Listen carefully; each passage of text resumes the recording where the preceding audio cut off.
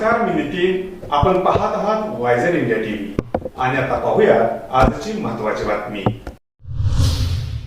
लोकसभेमध्ये सातारचे खासदार श्रीनिवास पाटील यांनी पुण्यामध्ये छत्रपती शिवाजी महाराज यांच्या नावानं भारत सरकारने क्रीडा युनिव्हर्सिटी सुरू करावी, तसेच भारताला ऑलिम्पिकमध्ये पहिले पदक मिळवून देणारे सातारा जिल्ह्याच्या कराड तालुक्यातील गोळेश्वर गावचे सुपुत्र कुस्तीपटू स्वर्गीय खाशाबा जाधव यांच्या नावानं भारत सरकारने पुरस्कार द्यावा, ही प्रमुख मागणी खासदार श्रीनिवास पाटील यांनी केली. पाहुयात खासदार श्रीनिवास पाटील यांचे संसदेतील भाषण. महोदया, मुझे क्रीड़ा भारत में फैलाने के लिए जो 193 के अंडर संविधान चालू है उसमें बोलने की संधि आपने दी, इसलिए मैं आपका आभारी हूँ. मैं सतारा लोकसभा महाराष्ट्र से आता हूँ, जहाँ कुश्ती का पहला मेडल 1952 साल में खाशाबा जाधव ने जीत के लाया और उसके बाद में 42 साल पूरे भारत में एक भी पर्सनल व्यक्तिगत पदक नहीं मिला. लेकिन उनके नाम से अगर कुश्ती के खेलों में भारत में किसी पुरुष या महिला कोई मेडल जीत कर आती है तो उनके नाम से खाशाबा जाधव पुरस्कार अगर दिया जाए तो देहात से आया हुआ एक बच्चा, काश्तकार का बच्चा, जिसने अपने कमाई पे, अपने मेहनत पे 2 आने, 4 आने, 8 आने की वर्गणी करके जिसको लंदन भेजा था लेकिन मिला नहीं, 1948 में 1952 में फिर से वो गए और कांस्य पदक जीत के आए. उनके नाम से अगर कई एक आधा पुरस्कार भारतीय कक्षा पे अगर देने की कोई एक योजना खेल मंत्रालय बनाती है तो हम पूरे महाराष्ट्र के लोग और कुश्ती प्रेमी उनके आभारी रहेंगे. मैडम, रात का मैराथन अभी परसों पूना में हुआ. दिन में शहरों में मैराथन करना उचित नहीं होता है, इसीलिए अगर ये परंपरा पूना में मैराथन में, जिसकी शुरुआत जब मैं पूना का डिस्ट्रिक्ट मैनेजर था तो मेरे मित्र सुरेश खलमाड़ी और आदरणीय तब के मुख्यमंत्री शरद पवार जी ने मैराथन के लिए जो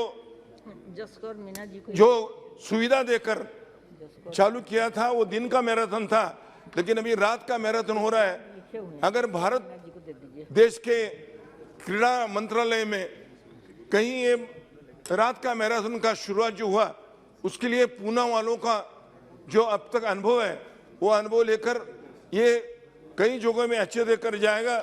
तो जिनको पुरस्कार मिले हैं वो इथियोपिया के लोग हैं.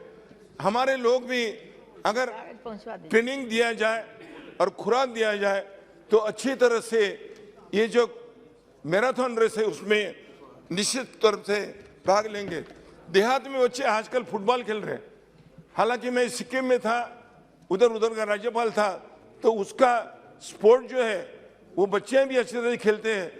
भाईचंग भूतिया हो या पूरे उधर के जो खिलाड़ी है वो बचपन से ही खेलते हैं.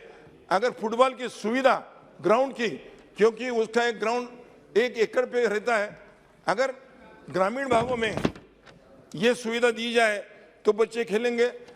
आज का धनुर्धारी आर्चरी का बड़ा प्रैक्टिस हमारे देहातों में चला है. बच्चों को पहले से आता है.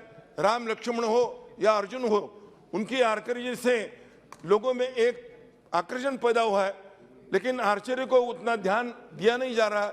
इसीलिए अगर छोटे छोटे गांवों में जहां कोच मिलते हैं उनको सेंटर निकालेंगे तो अच्छा रहेगा. मलखाम जो विशेषता है महाराष्ट्र की, चाहे वो लकड़ी का मलखाम हो या दोरी का मलखाम हो, अगर आप प्रावधान करके उनके लिए अगर कोई शिष्यवृत्ति दे और जो बच्चे और बच्चियां अच्छी तरह से खेल रहे उनको तरफ ध्यान दे तो ये मलखाम भी बढ़ जाएगा.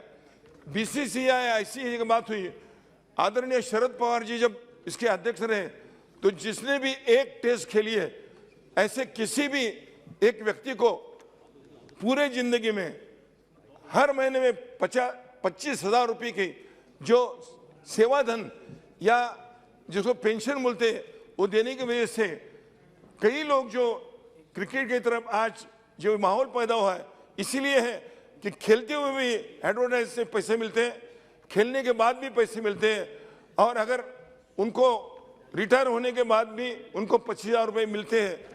पूना में जो शिव छत्रपति क्रीड़ा नगरी बनाई है, जब मैं पूना का डिस्ट्रिक्ट मैनेजर था तो 300 एकड़ जमीन आदरणीय पवार साहब ने बुलाकर पैदा की।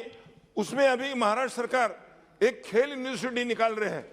अगर चाहे तो पतियाला का जो प्रावधान है, और हम जब भी सोचते हैं तो हमारे खिलाड़ी पतियाला जाते हैं, दूर पड़ता है। इसीलिए अगर जो श्री शिव छत्रपति क्रीड़ा नगरी पूना में है उसका अगर निर्धारण करें और जाकर देखें, 300 एकड़ जमीन है, 30 तरह के स्पोर्ट्स वहां चल सकते हैं।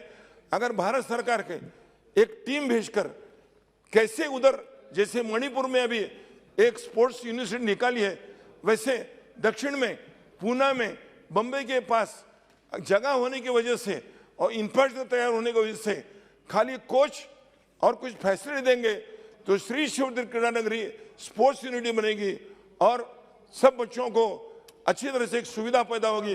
ये सुविधा देने की कृपा अगर करेंगे तो मुझे लगता है कि आज का जो ये प्रस्ताव है, ये प्रस्ताव में मुझे जो आपने संधि दी इसके लिए मैं आपका आभारी हूँ। धन्यवाद, नमस्कार।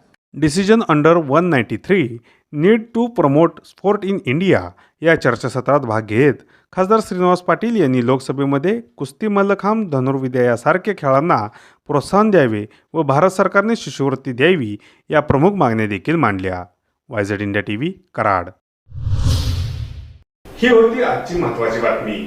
आपल्या परिसरातील ताज्या घडामोडी जाणून घेण्यासाठी आत्ताच आपण वायझेड इंडिया टीव्हीला सबस्क्राईब करा व नोटिफिकेशन बेलवर क्लिक करून आमच्या नवनवीन अपडेट मिळवा। नमस्कार।